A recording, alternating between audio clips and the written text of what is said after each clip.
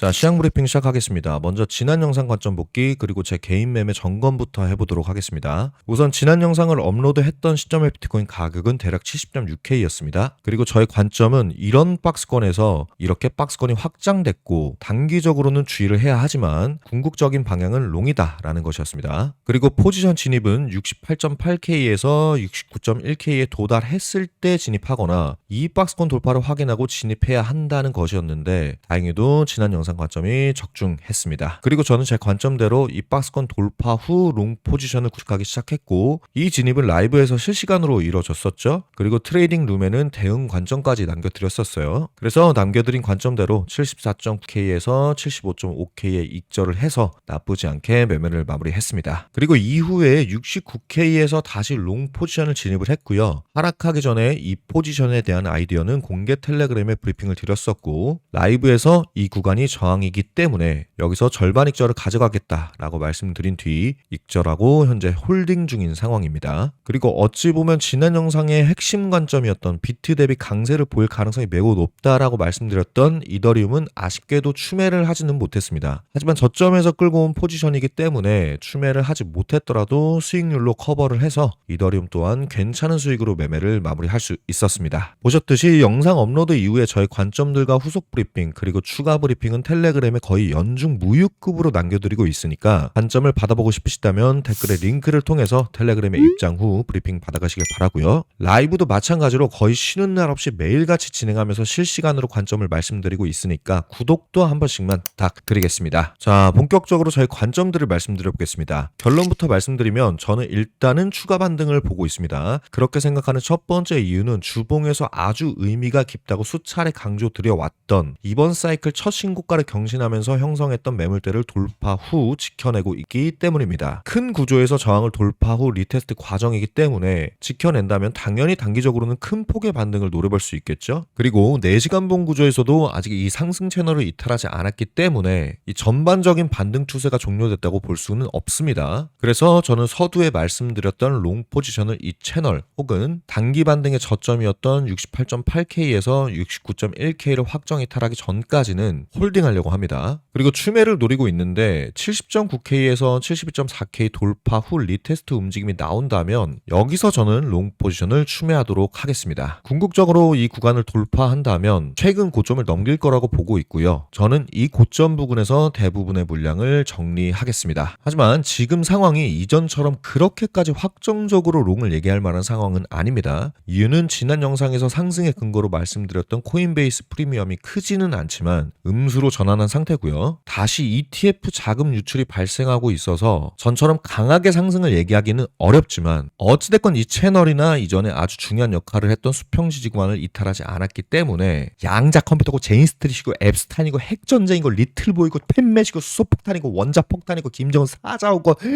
사르본버고 체르노빌이고 이란 핵협상이고 이스라엘이고 트럼프 똥방구고 캐비너시고 제롬 파월이고 금리 인상이고 금리 인하고 코로나 팬데믹 쇼고 지랄이고 나발이고 가격은 지키면 반등이고 뚫리면 하락이다 라는 저의 기조를 유지하면서 일단은 롱으로 접근을 하겠습니다. 하지만 이 지지 구간을 이탈한다면 65.7K에서 65.8K까지 하락할 가능성이 있기 때문에 이 경우 반드시 리스크 관리가 필요하다는 점 인지하시길 바랍니다. 자, 여기까지 단기 매매 관점이었고요. 지금부터는 현물 관점에서 큰 구조를 점검해 보겠습니다. 일단 큰 추세 자체의 변화는 전혀 없는 상태이고요. 여전히 주봉상 하락 채널을 벗어나지 못했기 때문에 역시 지금은 하락장이라고 보는 것이 합리적인 상황입니다. 상승장으로 전환되기 위해서는 주봉상 채널과 78.4K에서 80.7K 구간을 확정 돌파해줘야 됩니다. 그래서 큰 관점으로 접근했을 때 여전히 현물을 매수할 만한 구간이라고 보기는 어렵고요. 적어도 이 구간을 돌파하거나 60K 저점을 깨는 하락이 발생한다면 그때 천천히 적립식 매수로 접근해야 한다. 이렇게 말씀을 드릴게요. 그리고 지금 나스닥 차트가 많이 위험해졌는데 어떻게 위험해졌느냐? 추세에 매우 중요한 역할을 하는 202평을 이탈한 상태입니다. 비트코인은 주봉상 52평이 추세를 결정한다면 나스닥은 일봉상 202평이 추세를 결정하는데 보시면 저번 사이클 일봉상 202평을 이탈 후 리테스트 그리고 돌파하지 못하니까 하락장이 심화되었고 이번 사이클 202평을 돌파 후 리테스트 그리고 버텨내니까 상승장이 시작됐죠. 그리고 중간중간 테스트를 계속 했었는데 큰 추세가 하락으로 전환되는 것을 이 일봉 202평이 방어를 해줬었습니다. 그런데 현재 이런 중요한 역할을 하는 202평을 이탈했기 때문에 나스닥이 하락장으로 돌입할 가능성이 높아졌고요. 나스닥이 하락장으로 전환된다면 비트코인도 결국엔 버티기가 어렵겠죠. 그렇기 때문에 단기 매매는 전략적으로 롱을 볼 수 있지만 큰 추세가 상승장으로 전환될 거라고 얘기하기는 너무 어렵습니다. 그래서 현물 매수는 차분히 기다리면서 접근하자라고 말씀을 드리겠습니다. 자, 그래서 오늘 비트코인 관점 요약해보면 주봉 지지구간을 이탈하지 않았기 때문에 단기적으로는 반등의 가능성을 보자. 롱의 마진 노선은 4시간 봉상 68.8K에서 69.1K다. 이 구간을 지키면 이 고점을 넘어가는 반등을 기대한다. 단 이탈 시 65.7K에서 65.8K까지 열리게 되므로 리스크 관리를 해야 한다. 장기 관점은 여전히 주봉상 하락 채널 속에 갇혀있기 때문에 현재 현물 매수를 할 만한 근거가 없고 나스닥 차트가 위험에 빠질 가능성이 매우 높기 때문에 차분히 기다리자. 이렇게 오늘 비트코인 관점 정리하도록 하겠습니다. 자, 다음은 이더리움입니다. 이더리움은 최근에 아주 좋은 퍼포먼스를 보여주다가 갑자기 BT 대비 약세로 돌아섰죠. 그래서 씨볼 딱 이더리움 다시 잣된 거냐라고 라이브에서 질문을 주신 분들이 많아요. 근데 아직 이더리움도 반등 구조가 완전히 깨지지는 않았습니다. 상승 채널을 유지하고 있고 계속해서 막혔던 매물대인 2086달러에서 2127달러를 이탈하지 않았고요. 그래서 단기적으로 비트코인의 방향성을 롱으로 잡고 있고 이더리움도 이 구간을 지키고 있어서